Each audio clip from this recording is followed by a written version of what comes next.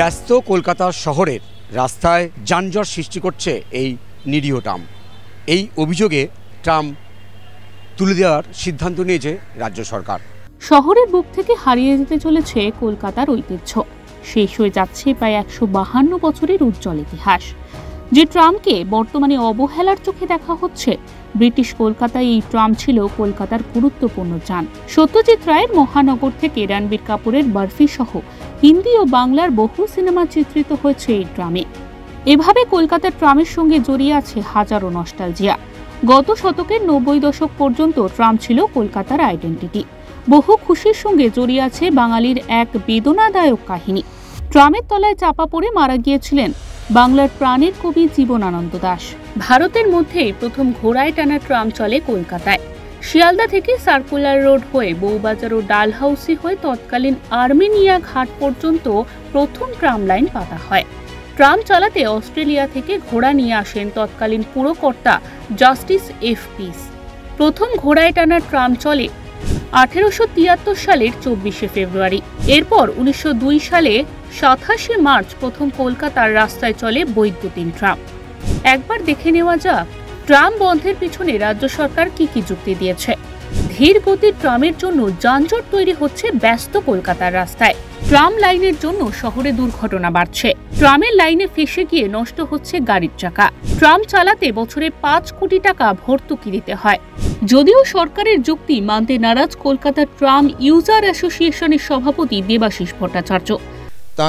মানে transport minister, mayor এরা নিজেদের ওই ট্রান্সপোর্ট এক্সপার্টদের থেকেও, টাউন প্ল্যানারদের থেকেও নিজেদের বড় মাতব্বর ভাবেন। সেই জন্যই আজকে সেরকম এই ঘটনার দিকে হচ্ছে। কোনো যুক্তি দিয়ে আপনি ট্রামকে তুলতে পারবেন না। আর এই যুক্তিগুলো কিন্তু আমি হেরিটেজ নিয়ে আমি কথা বলছি না। আমরা হেরিটেজ কনজারভেশনের লোক নয়। আমাদের মতে হচ্ছে এটা একটা bare necessity for the citizens for a better urban life।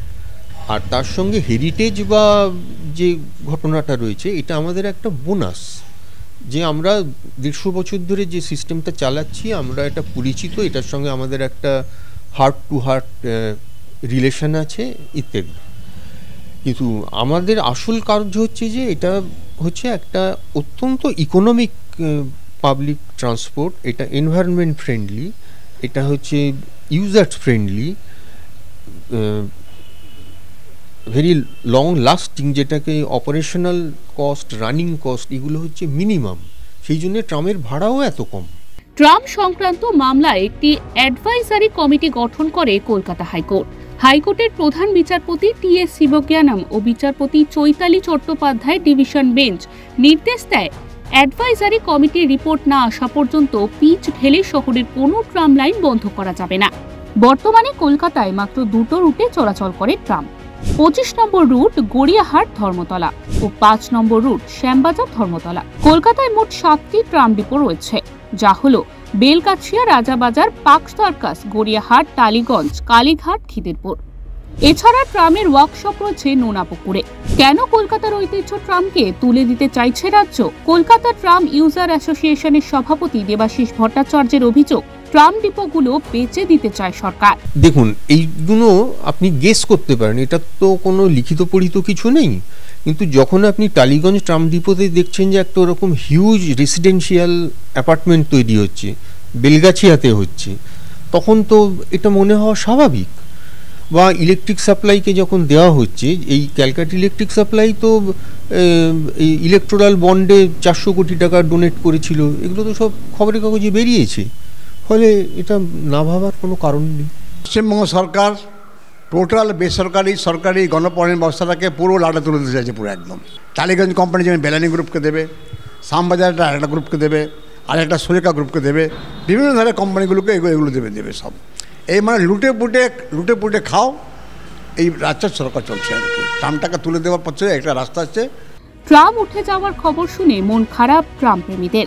এইটা একটা ঐতিহ্যবাহী জিনিস, তো এটা একদম পুরোপুরিভাবে বন্ধ না করে দিয়ে কিছু এমন স্মৃতি জড়িয়ে আছে কলকাতা শহরে ট্রাম নিয়ে, যে এটা পুরোপুরি বন্ধ না করে দিয়ে এমন একটা টাইম করুক যেই টাইমের মধ্যে সবাই এটার আনন্দ উপভোগ করতে পারবে।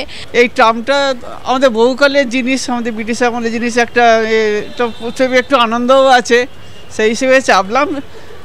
আবার ঘুরে আবার এখানেই আসবো, এসে আমাদের বাড়ি হচ্ছে হাওড়া, আবার এখান থেকে আবার বাসে চড়ে আবার হাওড়া চলে যাবো। ট্রামটা থাকা ভালো, উঠে যাওয়াটা ঠিক না, এটা একটা ঐতিহাসিক জিনিস, থাকা ভালো, উঠে যাওয়াটা ঠিক হচ্ছে না। তবে সাধারণ মানুষ চাইছেন এই ঐতিহ্যবাহী ট্রাম আবার ছুটে বেড়াক কলকাতার এ প্রান্ত থেকে ও প্রান্ত, কারণ এটা প্রায় 150 বছরের ঐতিহ্য বহন করছে। ক্যামেরায় রবি দত্তের সঙ্গে বিশ্বজিৎ হালদার, ওঙ্কার বাংলা।